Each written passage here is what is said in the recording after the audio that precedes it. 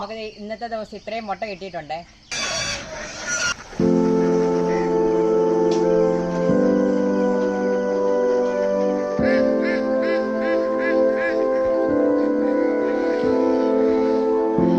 നമ്മുടെ താറാവിനെയൊക്കെ ഇറക്കി വിട്ടിട്ടുണ്ട്.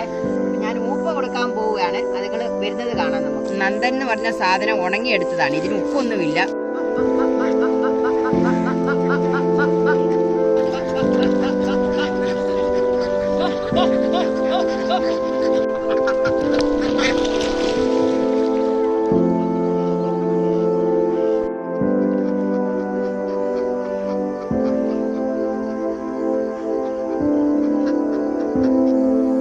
താറാവിനെയൊക്കെ ഇറക്കി വിട്ട് ഊപ്പയൊക്കെ കൊടുത്തേ. അപ്പൊ ഇന്നത്തെ നമ്മുടെ മുട്ട കളക്ഷൻ ഒന്ന് നോക്കാം. ഏതായാലും അതിനുവേണ്ടിയാണ് നമ്മൾ താറാവിനെ വളർത്തുന്നത്.